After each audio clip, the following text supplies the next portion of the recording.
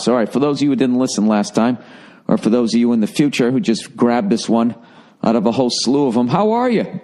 Was there a nuclear holocaust? Well, great. You survived it. Are you in your bunker? How many more cans of beans can you eat, you cunt? What's it like living in a world without ESPN? Da-da-da, boo-doo-boop. Oh, you know what? If you're actually in a bunker right now in the future and you're listening to me, I should probably be a little more positive, right? Okay, just what makes that little old ant think he can survive a meltdown from a nuclear plant?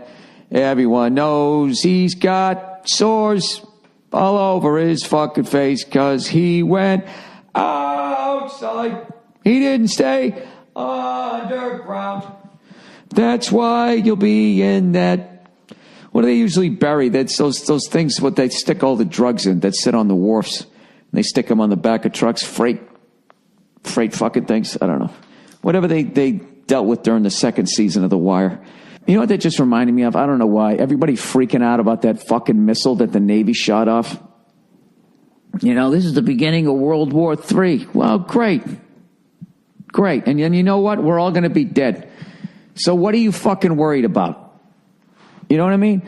I would be much more worried if somebody released one Cobra into the fucking Los Angeles area and I knew that it was somewhere in the hills where I hiked. If there was one Cobra there, I would be way more fucking nervous. Like if they said right now, we have a special news flash. China has just shot a bunch of nuclear weapons. They will be here in 6 minutes. So get your affairs in order. I would go over to the fridge and I'd get out a pint of ice cream and I'd sit there, you know, like a little kid sits in a big chair and he kicks his legs up and down like a scissor. That's what I would do. Oh boy, I'm going to get vaporized. I'm getting what everybody wants, a painless death. That's what you're looking at when you see the nuclear weapons. What you're looking at is a painless death. I'm all about them. I love the warheads. I'm a big warhead fan.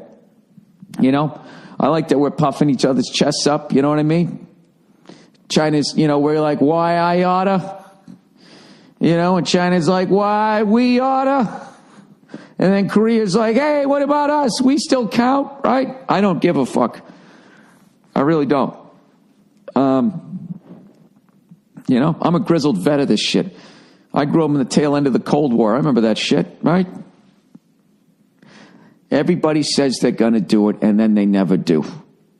Okay? Until they do. And when they do, you're not going to know it because it's going to be over. At least I won't know it. That's one of the great things about being in a targeted city.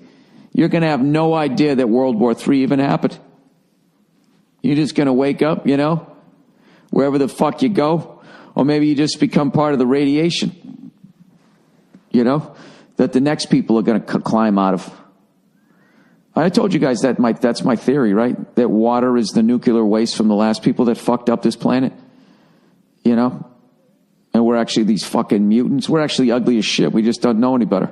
Because we're attracted to what we see because we're all fucking arrogant, right? We got the ego. You look at me. My ego came out in fucking first 6 minutes.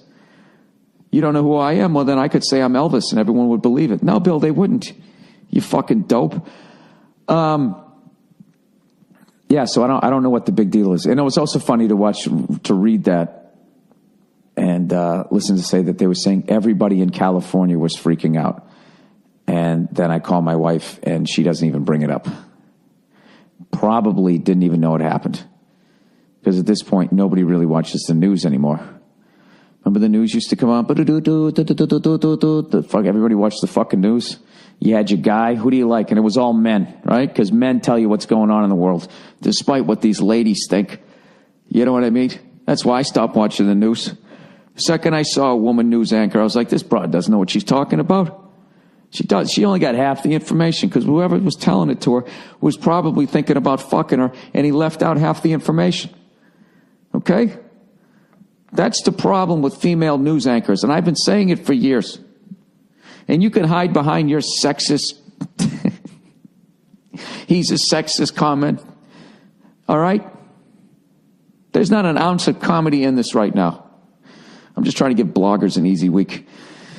I am dead serious. You know, I don't even know. Does Connie Chung still do it? You know what's funny was Connie Chung did the Real News, and then her husband was doing that. What was that fucking show? Was it Hard Copy? And he had that sound like a fucking match. What's that thing behind the door stopper? Remember that thing you played with before there was the internet? And you just sit there for hours going.